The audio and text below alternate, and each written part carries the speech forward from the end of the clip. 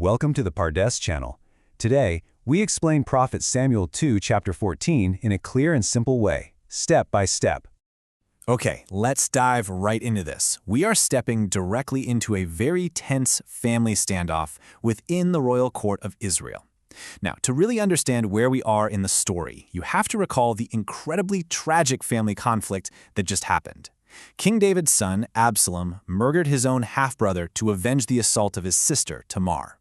And because of this intense violence, Absalom has fled. He's been totally banished from the kingdom. What we are going to explore in this explainer today is the incredibly brilliant, highly dramatic scheme that gets devised to bring him back.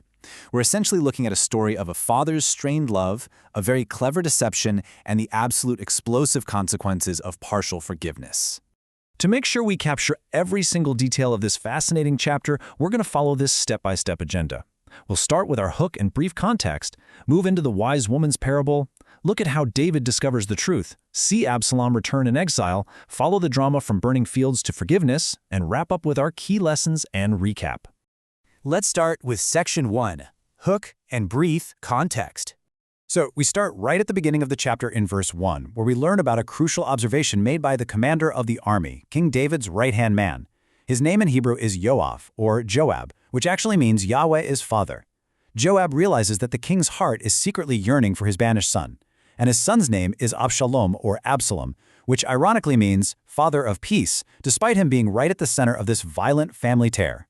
Joab sees that David is totally paralyzed. He is completely torn between his strict public duty as a king to punish a murderer and his deep, undeniable love as a father for his son. But you know, a king cannot just change his mind without losing face and undermining the law of the land. Someone has to give David a way out. That brings us to Section 2, the wise woman's parable. Moving into verses 2 and 3, Joab decides to take matters into his own hands. He sends for a famously wise woman from a town called Tekoa, located just south of Jerusalem. When she arrives, Joab gives her 3 precise step-by-step instructions. First, she is to pretend to be a mourner. Second, she must put on mourning clothes and make absolutely sure not to use any cosmetic oils or lotions. The goal is for her to genuinely look the part of a woman who has been grieving heavily for a very long time. Third, and most importantly, Joab literally feeds her lines. He puts the exact words into her mouth that she needs to speak to the king. So what we have here is Joab setting up a masterful, highly deceptive performance. In verses 4 through 7, the woman goes to King David, falls on her face to the ground, and executes the plan flawlessly. She cries out, "Help me, O king!" She then tells David this completely fabricated story. She says she's a widow and her 2 sons got into a fight out in an empty field where there was no one to separate them. Tragically, one struck the other and killed him. Now, she explains, her entire clan has risen up against her. If we look at the literal translation of their demand, they're saying, "Deliver him that smote his brother, that we may kill him for the life of his brother whom he slew, and so we shall destroy the heir also." She tells David that if the clan does this, they are going to extinguish her last burning coal. It's a powerful image, right? They will wipe out her husband's name entirely and leave him with no remnant on the face of the earth. Reacting with incredible compassion to this desperate plea, David steps in as the ultimate judge in verses 8 through 11. But notice the interesting back and forth here. Initially, David simply tells her to go home and promises to issue a general order on her behalf. But she pushes him. She says the guilt should be on her, not the throne. So David promises again that anyone who touches her will be brought to him. Still, she pushes a third time. She asks for absolute divine certainty. So David finally goes a step further and swears a binding oath to God. He declares, "As the Lord liveth, there shall not one hair of thy son fall to the earth." Think about what just happened. He has just granted total, sworn protection to her murderous but surviving son. The trap has officially been set. Now for Section 3, David discovers the truth. With the king's absolute pardon secured for her fictional son, the woman suddenly pivots in verses 12 and 13. And notice the profound comparison she draws here. She boldly asks David why he has devised such a thing against God's people. Look at the contradiction. The king so easily showed mercy to her fake banished son to save a family's legacy, yet he stubbornly remains estranged from his own real banished son, Absalom. She explicitly tells David that by speaking this ruling for her, the king has convicted himself. He has completely exposed his own hypocrisy, both as a ruler and as a father. Let's carefully examine verse 14, because it is just beautiful. She reminds David of human mortality.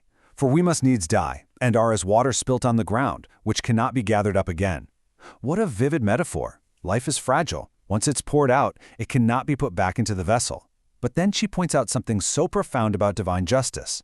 She says God does not take away life arbitrarily. Instead, God devises means. He actually creates pathways so that a banished person doesn't have to remain an outcast from him forever. She is directly challenging David to step up and act with the exact same restorative grace that God shows to humanity. In verses 18 through 20, we see a brilliant moment of deduction. David's wheels are turning, and he pieces the whole puzzle together. He recognizes the strategic, political genius behind this moral ambush. So he asks the woman a direct question. "Isn't the hand of Joab with you in all this?" And the woman immediately confesses. She admits that yes, it was indeed his commander Joab who instructed her and put all these specific words in her mouth just to shift the king's perspective.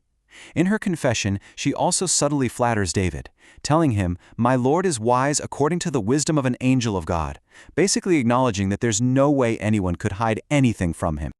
Moving into Section 4, Absalom returns in exile.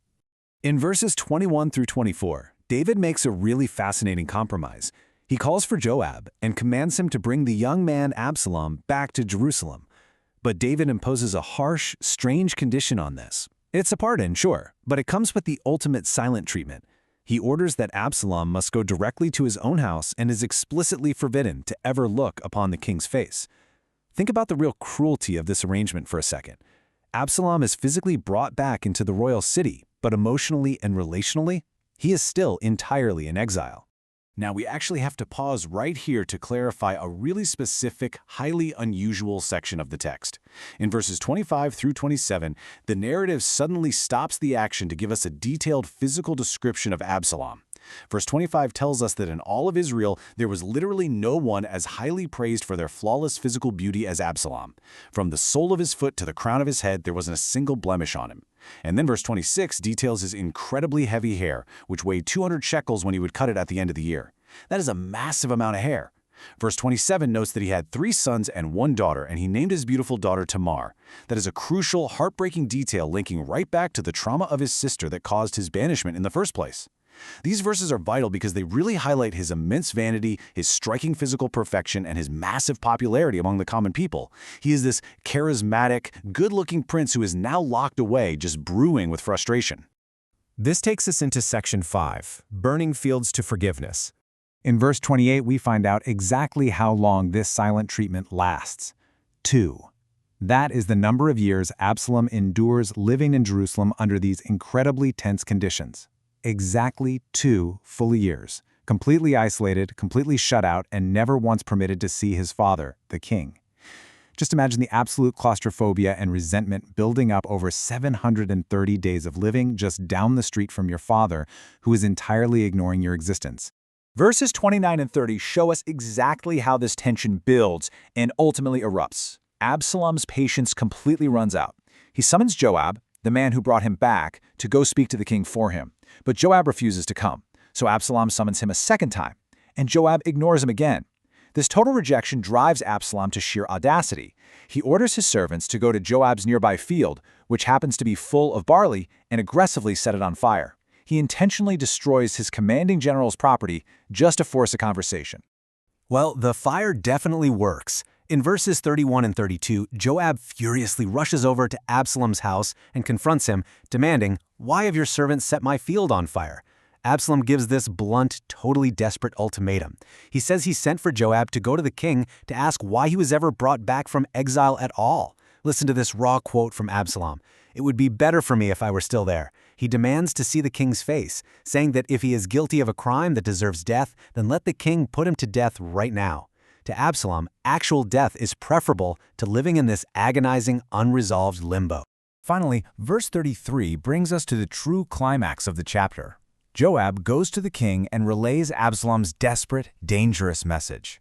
And David finally yields. He summons Absalom into his presence. Absalom comes in. He bows with his face to the ground before the king. And then, without a single spoken word recorded in the text, the king kisses Absalom.